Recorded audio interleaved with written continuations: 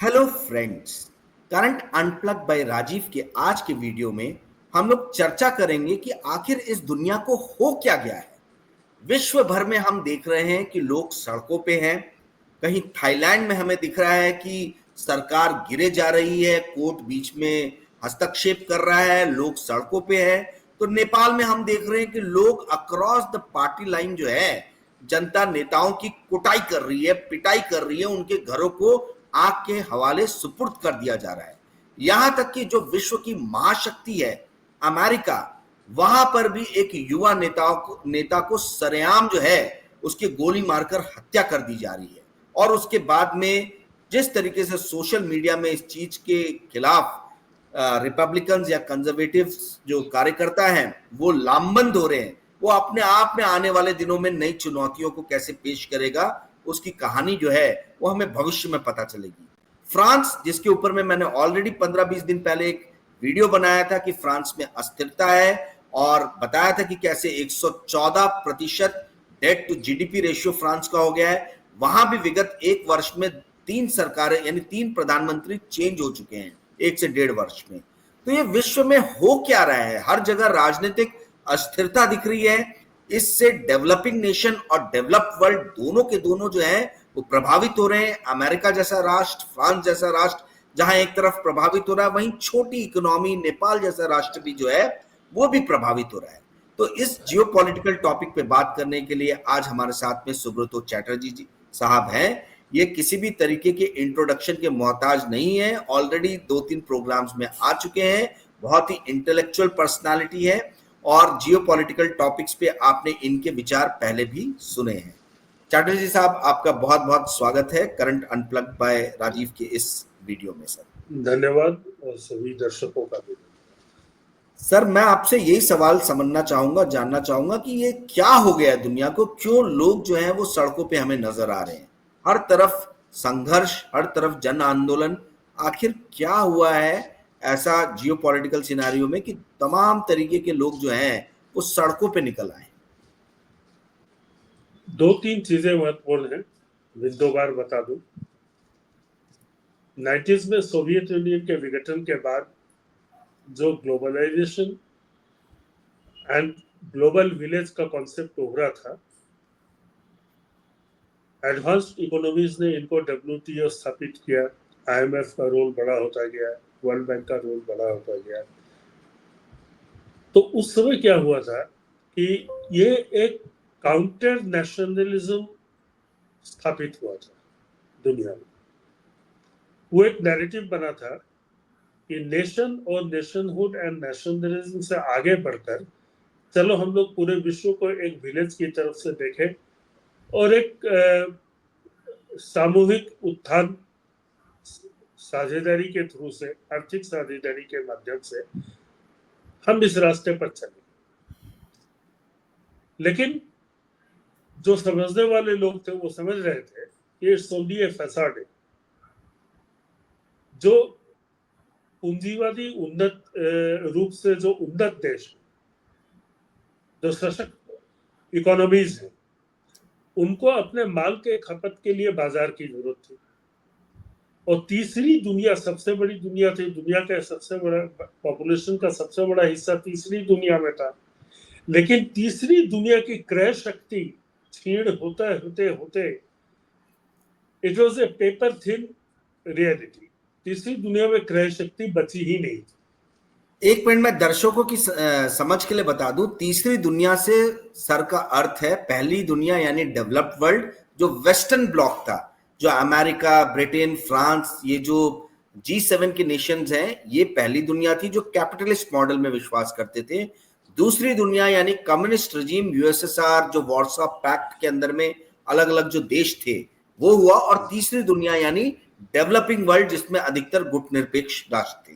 जी sir, sorry आपको ये नहीं, आपने सही एक्सप्लेन कर दिया। उसमें भारत है, Africa, Asiatic countries, south Asia, ये जो विशाल भूभाग है दुनिया का, उनमें कोई डेवलपमेंट था नहीं, और उनकी जो परचेजिंग पावर थी वो बहुत कम थी। डेवलपिंग नेशंस का जो इंडस्ट्रियल प्रोडक्शन था वो एस्ट्रोनॉमिकली हाई होता रहा। क्योंकि उनके पास उन्नत टेक्नोलॉजी थी, तो नेचुरली यह था कि उनके उत्पादन की गुणवत्ता और क्षमता दोनों में दिन दुनी रात चौगुनी प्रगति हुई। अब उस माल को बेचने के लिए बाजार कहां से आया? द्वितीय विश्व युद्ध के बाद की दुनिया, कॉलोनियलिज्म के बाद की दुनिया, इंपीरियलिज्म के बाद की दुनिया। अब यह संभव नहीं था कि कोई ब्रिटेन पूरी आधी दुनिया पर कब्जा करके कहे कि there is no sunset in the British empire. वो जमाना तो लग गया। तो आप माल कैसे बेचोगे और कहां बेचोगे? अगर नहीं बेचोगे तो आपकी इकोनॉमी कैसे चलेगी? ये यक्ष प्रश्न उपस्थित हो गया डेवलप्ड पहली दुनिया के साथ। तब उन्होंने देखा कि हम कुछ ऐसा करें कि इन जो गरीब मुल्क हैं इनको थोड़ी आर्थिक सहायता दें, इनके यहाँ थोड़ा इंफ्रास्ट्रक्चर डेवलप करें, इनके जीवन स्तर को उठाएं, ताकि इनमें क्रय शक्ति आए और ये धीरे धीरे हमारा माल एब्जॉर्ब करने की स्थिति में आ जाए। अब देखिए, ये पर्पस से ग्लोबलाइजेशन को लाया गया। इसी के कारण वर्ल्ड ट्रेड ऑर्गेनाइजेशन बनी। इसी के कारण कई सारे वर्ल्ड ट्रेड ऑर्गेनाइजेशन है क्या, वो तो आज जो हम एफटीए कहते हैं, फ्री ट्रेड एग्रीमेंट, उसको अगर इंस्टीट्यूशनलाइज कर देंगे तो वर्ल्ड ट्रेड ऑर्गेनाइजेशन। और उसके चलते आईएमएफ आया, वर्ल्ड बैंक आया, उसने गरीब देशों को लोन दिया। लोन देकर क्या कर रहे थे? सरकारों को कहा गया कि भाई आप कुछ जनता की भलाई के लिए नीतियों को लाइए, तो जनता में क्या है, परचेजिंग कैपेसिटी हो। अब आप भिखारी को, भिखमंगे को तो न बेच सकते हैं न लूट सकते हैं, तो भिखमंगे को तो एक स्तर पर लाना पड़ेगा ना, ताकि आप उसको बीड़ी भी बेच सके, और उसके ऊपर अंटी में कुछ रुपए डालने पड़ेंगे ताकि आप उसको लूट सके।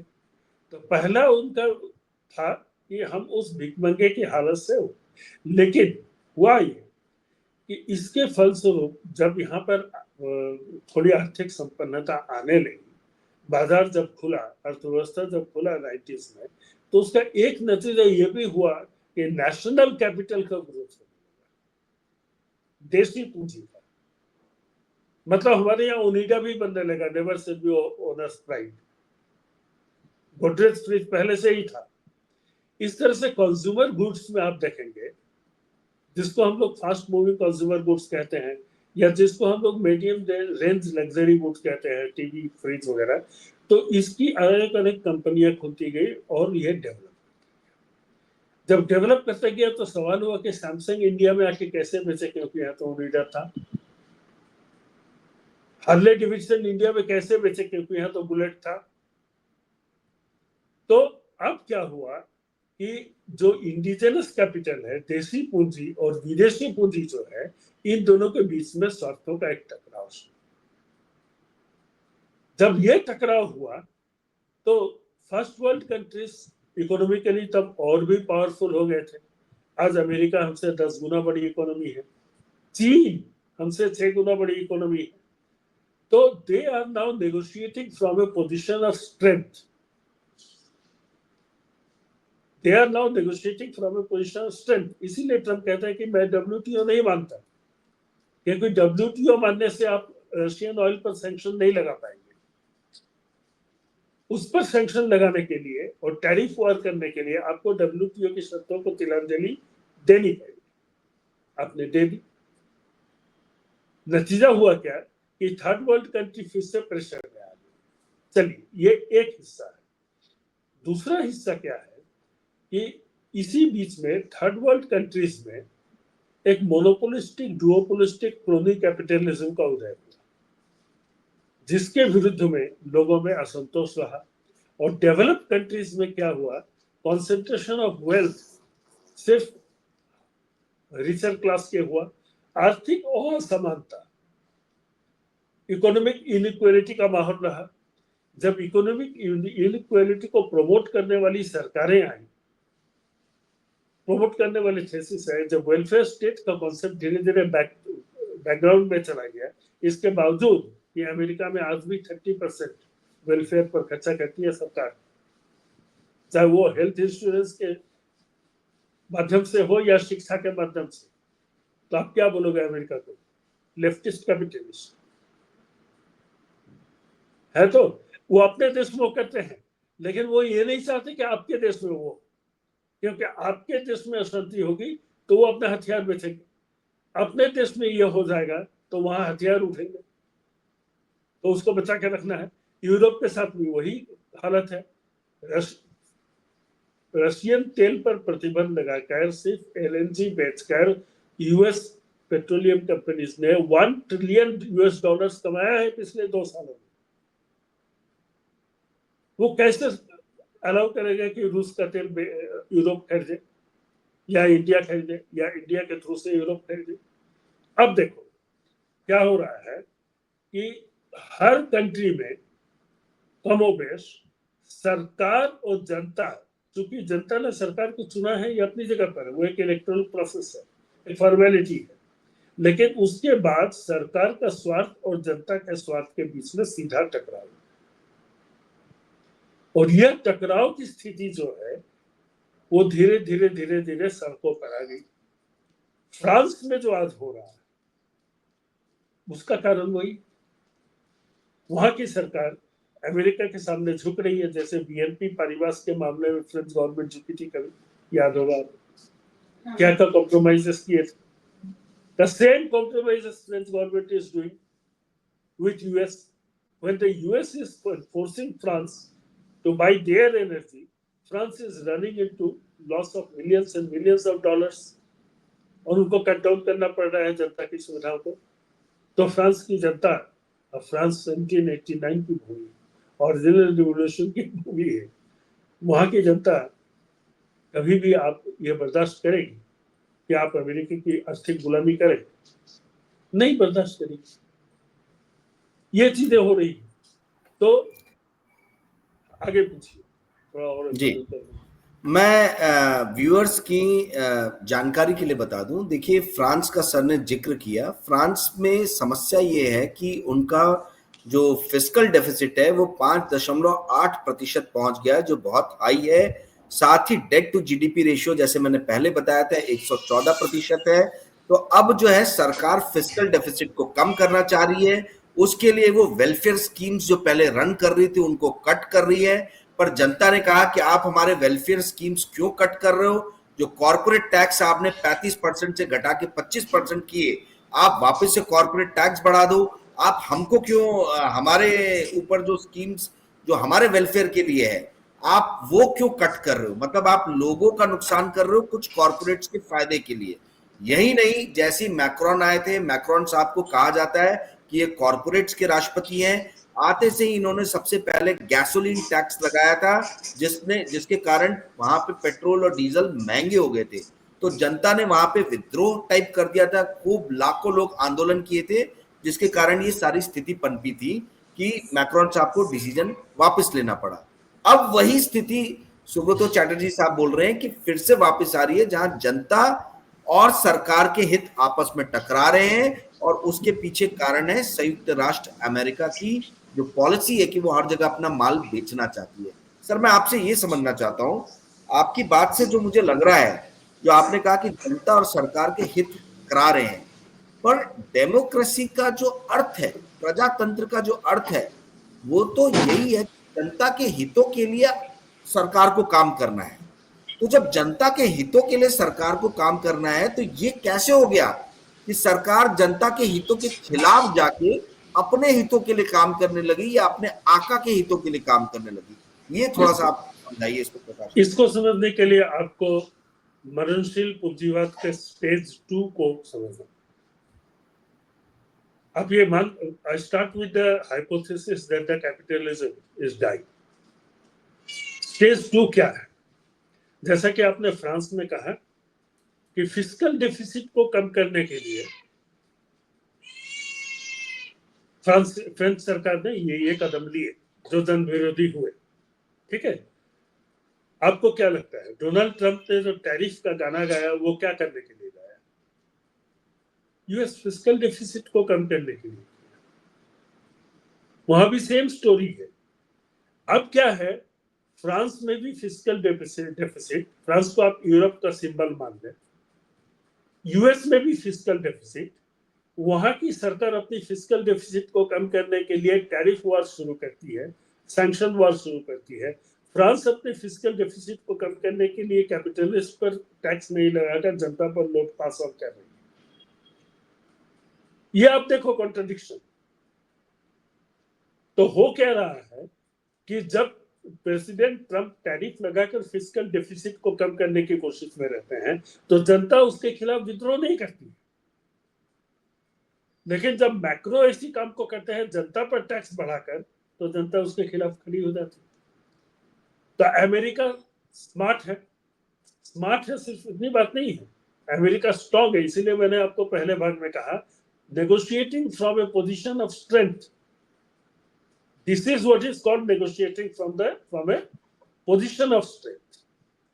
तो जब अब जितनी डेवलप्ड आप इकोनॉमी होंगे, जितना बड़ा आपका इंडस्ट्रियल आउटपुट होगा, जितनी बड़ी आपकी मिलिट्री ताकत होगी, आप उतने ही स्ट्रेंथ के पोजीशन से नेगोशिएट कर पाएंगे। फ्रांस चाहकर भी अपने उद्योगपतियों पर टैक्स नहीं लगा सकेगा, मोदी चाहकर भी नहीं लगा सकेगा, या भूल जाइए को चाहेंगे तो लग जाएगा, नो, क्योंकि that is against the American interest. अगर उद्योगपतियों पर टैक्स लगा के यहाँ पर वो फिस्कल डेफिसिट को भारत में कम कर दिया जाए या फ्रांस में कम कर दिया जाए तो भारत और फ्रांस की जो निर्भरता है, इकोनॉमिक डिपेंडेंस अपॉन यूएस, वो कम हो रहता है। तब वो आपकी टैरिफ को नहीं मानेंगे, तब वो आपके सैंक्शन को नहीं मानेंगे।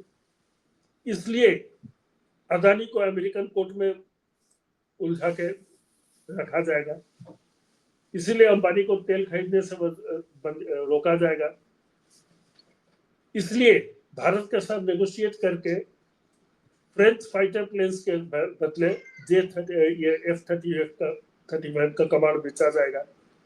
तो ये जो जियोपॉलिटिक्स है ये बेसिकली आपका इकोनॉमी से गाइडेड होता है, you know it very well. तो हुआ क्या कि नेशनल मार्केट्स को और ग्लोबल मार्केट को आमने सामने पिट करके जो लड़ाई WTO ने शुरू की थी और ये की थी, तो कॉम्प्रोमाइज फॉर्मूला, वो अब खत्म हो गई। अब फिर से नेशनलिज्म का दौर लौट के आ गया। अब क्या हुआ कि फ्रांस के देशीय हित जो है वो अमेरिका के देश के हित से टकरा रहे हैं, भारत के जो अभी निजी हित है वो अमेरिका के इंटरेस्ट से टकरा रहे हैं। तो जब टकरा रहे हैं तब दो ही रास्ते बचते हैं लीडरशिप के पास, या तो आप कॉम्प्रोमाइज कर लो यूएस के साथ, अगर वो करते हैं तो आप एंटी पीपुल हो जाते हैं, नहीं करते हैं तो आपकी सरकार जाती है, तो फ्रांस में 3 बार प्राइम मिनिस्टर बदलेंगे। आज मोदी अगर मना कर दे अदानी के मुद्दे पर नेगोशिएट करने के लिए यूएस को, तो कल मोदी हट जाएंगे। They all are puppets on the string. That is what people. जी, आपकी बात से ये समझ में आ रहा है कि ये जो डेमोक्रेसी पूरे दुनिया में जो डेमोक्रेसी या प्रजातंत्र फैलाया जा रहा है ये एक्चुअली एक चोगा है, एक लबादा है यूएसए का अपने इन्फ्लुएंस को पूरे वर्ल्ड में फैलाने का। क्योंकि डेमोक्रेटिक वे में जिस भी लीडर को आप चुन रहे हो यानी अपने वोट देके, वो करता तो at the end of the day America की सेवा ही है। मतलब अमेरिका जब चाहेगा बैठाएगा, अमेरिका जब चाहेगा उसको अपने पोजीशन से उठा के बाहर कर देगा। एम आई राइट? ये मेरा सही है? सैकड़ों उदाहरण है राजीव जी, सैकड़ों उदाहरण है पिछले 70-80 सालों में, कोई नई बात थोड़ी ना है जी, कोई नई बात तो है नहीं। अभी आपका थाईलैंड में क्या हुआ, इंडोनेशिया में क्या हुआ। तो देखो, सबसे पहली बात, मूल बात को आप लोग ये समझो कि डेमोक्रेसी खुद कैपिटलिज्म के घिनौने चेहरे को छुपाकर एक लोक लुभावन चेहरा पेश करने के लिए, एक एक्सेप्टेबल फेस पेश करने के लिए एक पूंजीवादी षड्यंत्र है, जिसमें हम कहते हैं कि आप सब पार्टिसिपेट कर रहे हो, भैया आपने भी वोट दिया, आपने भी वोट दिया, आपने भी वोट दिया, अब मैं रिप्रेजेंटेटिव ऑफ द पीपल हो गया। लेकिन रिप्रेजेंटेटिव ऑफ द पीपल में वोट पाने तक रहा, उसके बाद मैं रिप्रेजेंटेटिव ऑफ द कैपिटलिस्ट हो गया, क्योंकि मेरे हाथ में पावर आ गई। आपके हाथ में कुछ नहीं बचा। वोट देने के बाद अब घर गए, अब हल जोत रहे हैं, आप फैक्ट्री में काम कर रहे हैं, आप नौकरी कर रहे हैं, आप भीख मांग रहे हैं, आप जो मर्जी वही कर रहे हैं, but where is your participation in that? Where is the spirit of public referendum? Britain जब यूरो से अलग हुआ तो वहां ब्रेग्जिट हुआ, वहां पब्लिक रेफरेंडम हुआ। क्या भारत में कभी पब्लिक रेफरेंडम आपने सुना है किसी मुद्दे पर? क्या नोटबंदी पर पब्लिक रेफरेंडम हुआ, लिया गया? आप बताओ मेरे को। मोदी सरकार, छोड़ दो मोदी सरकार को, ये तो बहुत गाली सुन सुन के थेथर हो गया है ये सरकार। उसके पहले की कोई भी सरकार आप उठा लो, नेहरू जी से लेकर अभी तक, किसी भी मुद्दे पर भारत में कभी भी पब्लिक रेफरेंडम लिया गया? ये पब्लिक रेफरेंडम की परंपरा शुरू करनी चाहिए, तो शुरू से, फ्रॉम द वेरी बिगिनिंग, कि हम एक पॉलिसी ले रहे हैं, हम चाइना के साथ वार में जाएंगे या नहीं। That was a point in history where the first public referendum should have been taken. Did Nehru take it? No. वहीं से शुरुआत होगी आपका फॉलो अप, वहीं से आपकी पार्टिसिपेटरी डेमोक्रेसी खत्म। When the government acts as a despot to take a wrong decision on behalf of the people and detrimental to the interest of the nation, without any referendum, your democracy fails. This is how you kill your democracy step by step. यह आज तक होता रहा है। कोई भी कानून, श्रम कानूनों में जो ताजा संशोधन हुए हैं, आपके महाराष्ट्र में जो 12 घंटे काम करने का नियम, कानून जो आपके असेंबली में आया है, क्या इसके लिए कोई पब्लिक रेफरेंडम लिया? क्या आप इलेक्टोरल वर्डिक्ट को पब्लिक रेफरेंडम के साथ इक्वेट कर रहे हैं? These are very basic questions of democracy. Are you identifying the electoral verdict with public referendum on all such issues which are either beneficial or detrimental to the society or the people? If you are doing so, you are mistaken, my dear. That's not the way things are in democracy. सो आपके कहने का अर्थ ये है कि जो democracy आज की date में हम देख रहे हैं, ये एक छलावा है, ये एक छद्म है। डेमोक्रेसी का जो अहम तत्व रहता है वो है पार्टिसिपेशन, और ये पार्टिसिपेशन जो है जनता द्वारा, ये गवर्नेंस में हमको कहीं दिख नहीं रहा है। पार्टिसिपेशन गवर्नेंस में जनता जहां भी देखे वर्ल्ड ओवर, वो नदारद है, शून्य है। किसी भी मामले में, अहम मामलों में एक बार जो सरकार चुन के आ जाती है, वो कभी भी जनता के मन के विचारों को जानने का प्रयास नहीं करती है। तो ये जो डेमोक्रेसी है, ये अपने आप में एक छलावा है, ऐसा आप कहना चाह रहे हैं सर? फ्लॉड डेमोक्रेसी, छलावा है, फ्रॉड है। ओके, आप फ्लॉड, FLAWED, फ्रॉड तो ये कैपिटलिज्म का है। फ्लॉड, उस डेमोक्रेसी को भी अगर आप लेंगे, उस स्वरूप को भी अगर मान लिया जाए कि चलो ये भी देश फ्लॉड डेमोक्रेसी। अब आप देखो, एक छोटा सा एग्जांपल दूं दर्शकों के लिए जो गाढ़ी चीजें समझने में पेशेंस नहीं रखते।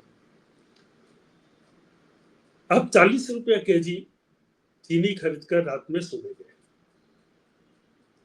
सुबह गवर्नमेंट की पॉलिसी चेंज हो गई, दूसरे दिन 12 बजे वो 45 रुपए केजी हो गया। ठीक है, तो per capita sugar consumption विज़ per capita income वहां पर कितना परसेंट घट गया? ठीक है, हाँ 10%, हाँ घट गया ना। क्या इसके लिए पब्लिक की कोई सहमति या अनुमति ली गई? लेकिन ये शुगर मिल वाले के फायदे के लिए कर दिया गया। मैं एक एग्जांपल दे रहा हूं। इसी तरह से जो आज अभी हम लोग भारत में देख रहे हैं, श्रिंकफ्लेशन, जिसके बारे में आप कई बार चर्चा करते रहते हैं कि 1 लीटर का तेल 850 ml आता है, श्रिंकफ्लेशन। या अभी जो जीएसटी में राहत, सो कॉल्ड राहत सरकार ने दी है, इंडस्ट्री पहले से ही बोल रही है कि हम इसको पास ऑन नहीं कर पाएंगे पब्लिक को, डिक्लेयर्ड। आप 28% घटाओ तो 28% मेरा दाम में एब्जॉर्ब हो गया, आप 5% घटाओ तो वो 5% मेरा प्रोडक्शन कॉस्ट में एब्जॉर्ब हो गया, आप 18% घटाओ तो वो भी एब्जॉर्ब हो गया। इसीलिए मैंने पिछली बार आपको कहा था कि टैक्स रिबेट देकर परचेसिंग कैपेसिटी नहीं बढ़ाई जाती, इनकम को बढ़ाकर, एम्प्लॉयमेंट को बढ़ाकर, तब जाकर आपको प्रोडक्शन को एब्जॉर्ब किया जाता है, उससे फायदा होता है। यहाँ उल्टी चाल चली जा रही। ये जो जीएसटी रिबेट दिया गया है, ये मोदी सरकार ने इंडस्ट्रियलिस्ट को और मैन्युफैक्चरर्स को, प्रोड्यूसर्स को, इंडस्ट्रियल प्रोड्यूसर को एक्स्ट्रा कमाने के लिए मौका दिया है, जनता को लाभ देने के लिए मौका नहीं दिया है। 23 सितंबर के बाद स्थिति सामने आ जाएगी, सब देखो होना ही नहीं। आपको क्या लगता है फ्रिज का दाम 18% घट जाएगा? आज का प्राइस नोट कर लीजिए, 24 सितंबर का, चलिए छोड़िए 24 सितंबर, 24 दिसंबर का देख लीजिए, after the clearance of the old stock. नहीं होने वाला, ये उनके फायदे के लिए। वो मुझे एक चीज समझाइए, ये हर जगह कैपिटलिस्ट जो हैं वो इतने स्ट्रांग कैसे होंगे? देखिए, हम लोगों ने शुरुआत में वर्ड यूज किया था डेवलपिंग नेशंस या थर्ड वर्ल्ड कंट्री। इस वर्ड को भी जो है काफी ज्यादा क्रिटिसाइज किया गया कि ऐसे थर्ड वर्ल्ड कंट्री नहीं बोलना चाहिए, ये थर्ड रेटेड लगता है। तो एक नया टर्म लेके आया गया, इमर्जिंग मार्केट्स। इमर्जिंग मार्केट जो है वो थर्ड वर्ल्ड कंट्री और जो है अपना डेवलपिंग नेशंस, इसके बदले इमर्जिंग मार्केट 1981 में एंटोनियो वैन एक्टमल, इन्होंने ये वर्ड जो है कॉइन किया था, इमर्जिंग मार्केट्स। तो ये इमर्जिंग मार्केट्स के बाद से कैपिटलिज्म जो है हर तरफ बड़ा ही जोर पकड़ा। अब मैं ये समझना चाहता हूं कि वो 1981 से 2025 अभी हम लोग आ गए, 45 साल में कैपिटलिज्म इतना कैसे स्ट्रांग हो गया कि वर्ल्ड ओवर हम देख रहे हैं, जैसे आपने इंडिया के एग्जांपल दिया जीएसटी को लेके, कि भाई ये जो रिडक्शन ऑफ जीएसटी रेट है, ये कोई जनता को सुकून पहुंचाने के लिए, उनकी जेब में पैसा बचे उसके लिए नहीं है, कॉर्पोरेट्स का मार्जिन बढ़ जाए, कॉर्पोरेट्स का प्रॉफिट बढ़ जाए, उसके लिए है। तो सर, जब सारी नीतियां कॉर्पोरेट्स के लिए बन रही है, तो मैं ये समझना चाहता हूं कि कॉर्पोरेट्स इतने सशक्त कैसे हो गए सडनली? क्योंकि एक समय था जब इंदिरा गांधी ने सारे बैंक्स नेशनलाइज कर लिए थे, इनके नाम से जो है कॉर्पोरेट्स और बिजनेसमैन घबराते थे, डरते थे। तो वो राष्ट्र जो है जिसने नेशनलाइजेशन देखा है लार्ज स्केल पे, आज उस राष्ट्र में हम कैसे देख रहे हैं कि हर नीति जो है वो कॉर्पोरेट के फेवर में बनाई जा रही है? क्या परिवर्तन? जी, अब देखिए, जैसे मैंने आपको कहा, 90s में world bank, IMF, WTO 90s में, उसके बाद इसका ये जो इकोनॉमिक पुश था या पॉलिसीज थी, उसका मेन थर्स्ट क्या था? To dilute the identity of the nations as economic sovereign countries. पहले इसको समझना पड़ेगा। जब ग्लोबल विलेज की आप बात करते हैं तो क्या होता है? मार्केट सर्वोपरि हो जाता है, पीपल सेकेंडरी हो जाता है, नेशन थर्ड टायर में आके खड़ा है, क्योंकि नेशन का इंटरेस्ट तो वही है ना जो पीपल का है। तो जब मार्केट ही सर्वोपरि है, तो मार्केट में ताकतवर कौन होगा? बिजनेसमैन होगा ना, फिलोसोफर तो होगा नहीं, आर्टिस्ट एंड पोएट तो होंगे नहीं, कौन होगा? जब मार्केट के प्रभुत्व को आपने स्थापित कर दिया, मार्केट ही सब कुछ है और बाजार के हितों के मुताबिक ही इकोनॉमी चलेगी, तो पूंजीपति जो है वो सशक्त नहीं बनेंगे तो कौन बनेंगे? हम और आप। वो हमारे लिए है क्या? अब जब वो चीज एक हिल्ट पर पहुंच गया है, अब उसमें फर्दर एक्सपेंशन की जगह आपकी नहीं बच रहा, तब क्या हो रहा है? तब आप फिर से नेशनहुड में लौट रहे हैं। अमेरिका अपने, जैसे मैंने आपको कहा, अमेरिका अपने नेशन के इंटरेस्ट को देख रहा है, यूरोप अपना देख रहा है, रूस अपना देख रहा है, इंडिया को भी अपना देखना चाहिए, लेकिन यहाँ तो अमेरिकन गुलाम है, नहीं देख रहा है। लेकिन चाइना तो देख रहा है, और जो देख रहा है वो कहाँ चला गया? वो कम्युनिस्ट कैपिटलिज्म है चाइना, अमेरिका जो है कैपिटलिस्ट कम्युनिज्म, ऐसे समझ लो आप। वो अपने देश में अब आते हैं आपके उस सवाल पर, ये कैसे हो? देखिए, इसका एक प्रैक्टिकल साइड है, चुनावी राजनीति के ऊपर हमारा डेमोक्रेसी डिपेंड कर रहा है, और चुनावों में use of money, the role of money, ये दिनों दिन बढ़ता गया। तो धीरे धीरे क्या हुआ, जो बैलगाड़ी पर, साइकिल पर, हम लोग तो उस जमाने के आदमी हैं जबकि बिहार में संयुक्त सोशलिस्ट पार्टी के रामानंद सिंह घोड़े पर चढ़ के प्रचार करते थे। हम तो उस जमाने के आदमी है ना, जो हम देखते हैं, देखा है, बैलगाड़ी में प्रचार होता था, लोगों का पार्टिसिपेशन होता था। कांग्रेस का जोड़ा बैल, इसीलिए कांग्रेस का प्रचार जो है वो जोड़ा बैलगाड़ी में हो रहा है ना। तो वो जो झंडे का सिंबल है वो जमीन पर उतर आया है, खर्चा भी कुछ नहीं, गांव के किसान एक जगह से दूसरी जगह जा रहा है, कांग्रेस का झंडा लगा लिया, हो गया प्रचार। तो यहां से लेकर क्या हुआ कि अब बाजार में नई नई चीजें आ गई। एक बहुत बड़ा इन्वेंशन हुआ, साइलेंट रेवोल्यूशन हुआ प्रिंटिंग के क्षेत्र में। राधे जी इसको समझिए, द फ्लेक्स प्रिंटिंग, बहुत छोटी सी चीज लगती है। फ्लेक्स प्रिंटिंग चाइना से आया, क्योंकि प्रिंटिंग का बादशाह तो चाइना शुरू से ही, वो फ्लेक्स भी चाइना से आया, वो मशीन भी चाइना से आई। मैं एक टेक्निकल साइड को छोटा सा बता दूं, ये फ्लेक्स प्रिंटिंग में बड़े बड़े पोस्टर बैनर तैयार किए गए, अब वो चमक रहे हैं, दूर से देख रहे हैं, उसमें फ्लोरोसेंट कलर का यूज हुआ है, तो इलेक्शन के प्रचार में एक चमक धमक आ गई। एक चमक धमक जो विजुअल है वो चेंज हो गया। गारूद से दीवार पर आधी रोटी खाएंगे इंदिरा जी को लाएंगे लिखने में कितना टाइम लगता है? बहुत समय लगता है। ज्यादातर लोगों को दिखता नहीं है, कुछ लोगों को दिखता है, उसी पर पेशाब करके आगे बढ़ जाते हैं, है ना। यही तो प्रचार था ना 70s में। धीरे धीरे क्या हुआ, फ्लेक्स प्रिंटिंग आया। उसके बाद क्या हुआ, लाउड स्पीकर तो बहुत पुरानी बात है, लाउड स्पीकर तो शुरू से चलता रहा है। प्रचार के नए नए माध्यम है, टेलीविजन। दूसरा सबसे बड़ा फैक्टर क्या हुआ, टेलीविजन, जिसमें एक सेकंड में आप करोड़ों लोगों के पास पहुंच जा सकते हैं एक साथ। एक नेता एक जगह भाषण दे रहा है, रेडियो में यह होता था, देखिए रेडियो में सिर्फ सुनाई पड़ता था, दिखाई नहीं पड़ता। तो टेलीविजन ऑडियो विजुअल माध्यम में क्रांति ला दी। अब उसका यूज करना शुरू कर दिया नेतागण विभिन्न दलों के।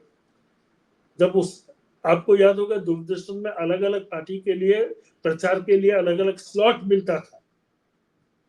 कांग्रेस को इतना मिनट, भाजपा को इतना मिनट, सीपीआई को इतना मिनट, इसको इतना, यानी सरकारें प्रचार के लिए स्पेस देती, मुहैया करा, ऑडियो विजुअल मीडियम।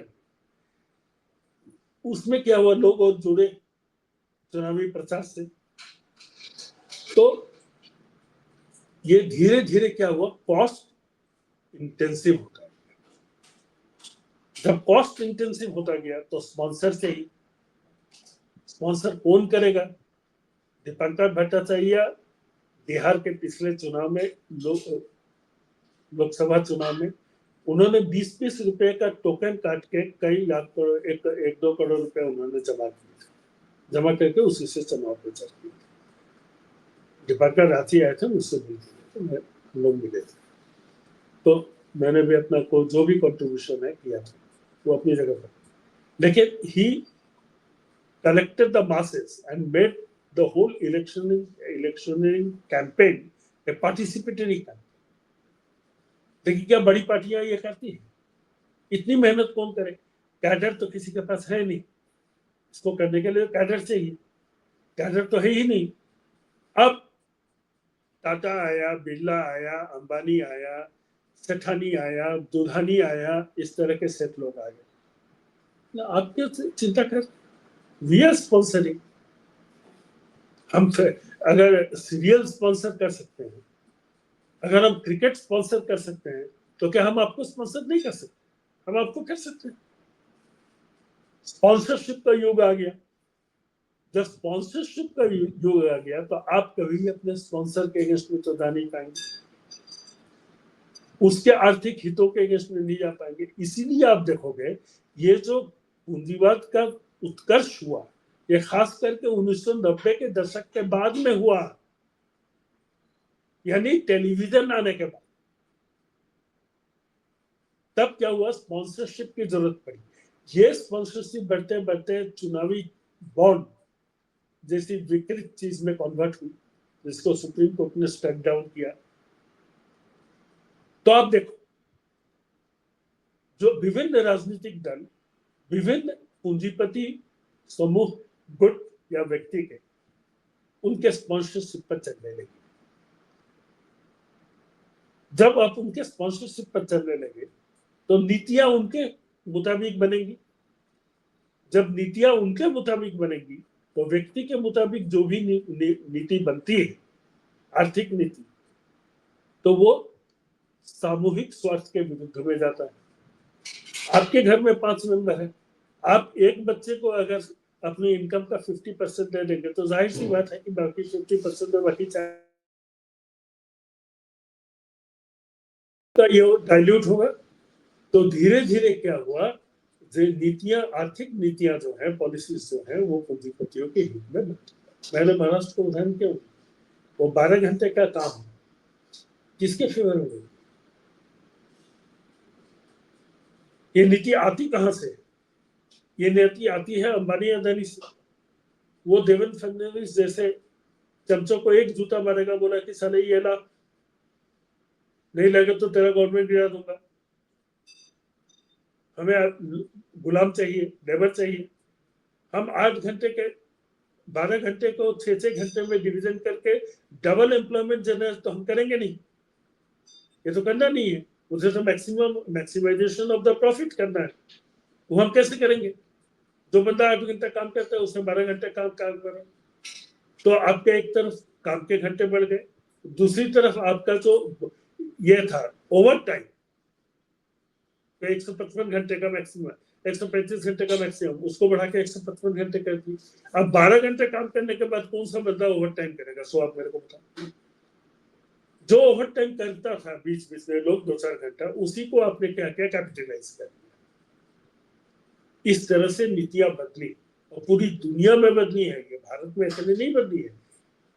कोई कारण नहीं कि आज जनता हर जगह अपनी सरकार के विरुद्ध में है कि मेरे वोट से सुनकर तुम उनकी गुलामी करते हो, तो तुम हटो, सिंहासन खाली करो कि जनता आती। जिनके अंदर कब तक सिंहासन खाली करो, जनता आती है। रामधारी सिंह दिनकर जी को कोट किया चैटर्जी साहब ने, बहुत ही बढ़िया। इसी से हम आज का अंत करना चाहेंगे दिनकर साहब को याद करते हुए। मित्रों, जो आखिरी सवाल के जवाब में चैटर्जी साहब ने कहा, ये बहुत ही ज्यादा गहन सोच का विषय है कि विश्व भर में वोट से चुन के राजनीतिक प्रतिनिधि आ रहे हैं, पर जनता के लिए काम करने के बदले वो कैपिटलिस्ट पूंजीपति लोगों के लिए काम कर रहे हैं। क्योंकि ये जो जनता के प्रतिनिधि चुन के आ रहे हैं, ये इनका कैंपेन फंडिंग जो है वो सारा कैपिटलिस्ट लोगों से आ रहा है। और जो टेक्नोलॉजी के माध्यम विकसित हुए, जैसे टेलीविजन इन्होंने बताया, तो टेलीविजन में आप एक ही मिनट में करोड़ों लोगों तक पहुंच सकते हैं, परंतु टेलीविजन का एड खरीदने के लिए इनको स्पॉन्सरशिप चाहिए, और वो स्पॉन्सरशिप जो है उसमें खूब पैसे लगते हैं और वो कैपिटलिस्ट लोग ही प्रोवाइड कर सकते हैं। तो ये एग एंड द चिकन वाली सिचुएशन है कि आप बिना कैपिटलिस्ट लोगों से पैसा लिए हुए आप इलेक्शन एफिशिएंटली लड़ नहीं सकते, जीत नहीं सकते। और एक बार आपने इलेक्शन जीत लिया, जनता ने आपको वोट दे दिया, तो जनता बोलती है कि आप हमारे लिए अकाउंटेबल रहिए, उत्तरदायित्व आपका हमारे प्रति है क्योंकि आप हमारे वोट से चुन के आए हो। वही कैपिटलिस्ट बोलते हैं कि भैया आप जीत के आए इसलिए हो क्योंकि हमने आपके पीछे पैसे लगाए। तो ये राजनीतिक प्रतिनिधि जो हैं, ये जनता और कैपिटलिस्ट, ये दोनों लोगों को बैलेंस बनाते बनाते इतना इनका इम्बैलेंस हो गया कि अब सड़कों पे इनकी कुटाई हो रही है, पिटाई हो रही है। और बैलेंस जो है ये कब तक रहेगा आगे, ये हमें देखना होगा। कब तक लोग सड़कों पे उतरते आएंगे और कुटाई करते रहेंगे, ये भी हमें देखना होगा। आज का एपिसोड यदि आपको पसंद आया होगा मित्रों, तो कृपया करके इस वीडियो को लाइक और शेयर कीजिएगा। और जैसा कि आपको मालूम है, बहुत ही टाइट पोजीशन में ये चैनल चल रहा है। मैंने आप लोग को कल एक खुशखबरी भी दी थी कि 8 महीने बाद YouTube ने 13,500 रुपए का मुझे पेमेंट किया है। 8 महीने बाद, मतलब 100 से 150 वीडियो डालने के बाद में। तो अगर मैं देखूं तो 50 रुपए के आसपास, 50 से 100 रुपए के आसपास बीच में कुछ बनता है जो मुझे पर वीडियो का पेमेंट आया, जो इनपुट कॉस्ट है उससे काफी कम है। एनीवेज, तो यदि आप इस चैनल को मदद करना चाहें तो मेरा मोबाइल नंबर है 9860317209। इस पे आप जो भी कंट्रीब्यूट योगदान देना चाहें कृपया करके दें। हम चैटर्जी साहब से और भी बातें करेंगे आगे, इनके इंटेलेक्चुअल, इनके ज्ञान का जो है फायदा आप सभी को मिले और ये चैनल और ऐसे इंटेलेक्चुअल लोगों को लेके आए। मैं ये चैनल जो है ये इंटेलेक्चुअल लोगों का हब बनाना चाहता हूँ। यहाँ पे फालतू की बात की मोदी की सरकार गिर रही है, राहुल गांधी ये कर रहे हैं, ये सब चीजें नहीं है। एक थॉट प्रोवोकिंग, आपको आइडिया स्टिमुलेट करने का ये प्लेटफॉर्म है जहां प्रोग्राम सुन के सोचें, समझें और उसके बाद में जो है आपको दुनिया का एक नया तस्वीर, नया आईना नजर आए। ये हमारा मेन मोटिव है। दोस्तों, आप लोगों का सहयोग रहेगा ऐसी मेरी अपेक्षा है। Thank you, thanks a lot, thank you sir for giving your ठीक है, वैल्यूबल। धन्यवाद।